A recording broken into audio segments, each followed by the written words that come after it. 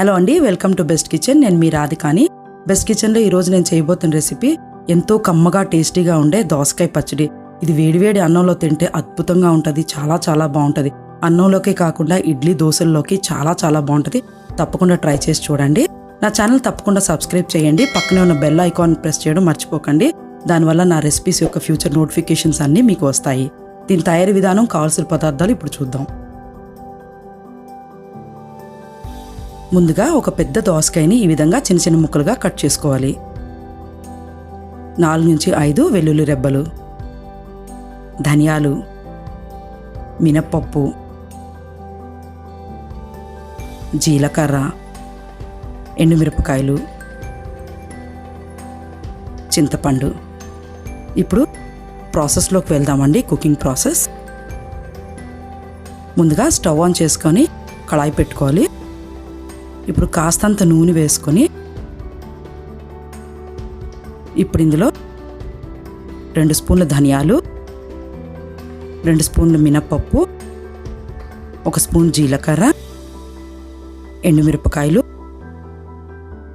మనం దంచిపెట్టుకున్న ఎల్లుల్లి రెబ్బలు వేసుకొని లో ఫ్లేమ్లో పెట్టుకొని కాసేపు రంగు మారేంత వరకు దీన్ని ఫ్రై చేసుకోవాలి.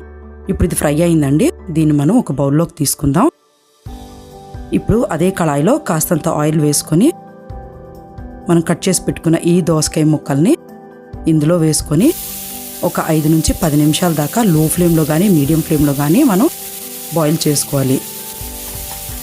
ముక్కలు మనం ఎంత చిన్న చిన్నగా కట్ చేస్తే అంత త్వరగా ఉడుకుతాయి, మగ్గుతాయి. ఇప్పుడు ఈ విధంగా మనం 5 నుంచి 7 నిమిషాలు మగ్గబెట్టుకుంటే సరిపోతుందండి. త్వరగా మగ్గడం కోసం ఇప్పుడు నేను ఇలా మూత పెట్టుకొని ఉడికించుకుంటున్నాను. దోసకాయలు అనేవి త్వరగా ఉడుకుతాయి, మగ్గుతాయి. ఇప్పుడు 5 నుంచి 7 నిమిషాలు అయిందండి. ఈ దోసకాయలు ఇప్పుడు కుక్ అయ్యాయి. ఇందులో ఇప్పుడు కాస్తంత పసుపు, కొంచెం అంత కొత్తిమీర వేసుకొని మరో 2 నిమిషాల పాటు ఫ్రై చేయాలి. కొత్తిమీర తప్పకుండా వేయండి, స్కిప్ చేయకండి. కొత్తిమీర వేయడం వల్ల పచ్చడి ఫ్లేవర్ చాలా చాలా టేస్టీగా ఉంటుంది.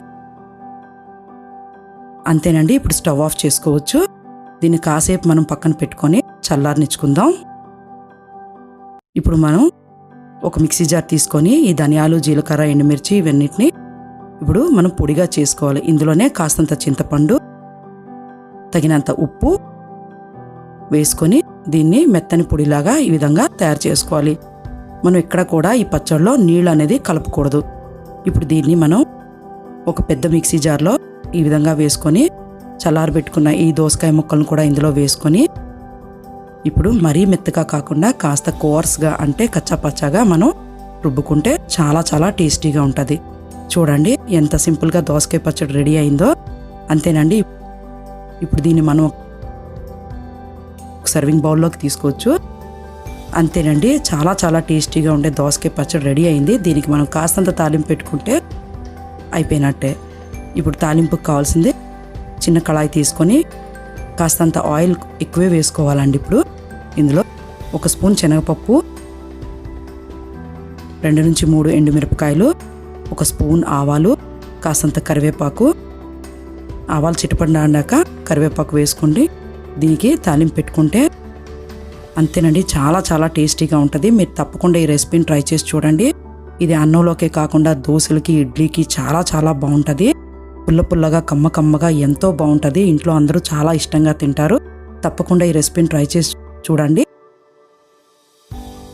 మీ కామెంట్స్ని తెలియపరచండి. మరిన్ని వెరైటీ రెసిపీస్ కోసం నా ఛానల్ తప్పకుండా వాచ్ చేయండి. Thank you for watching.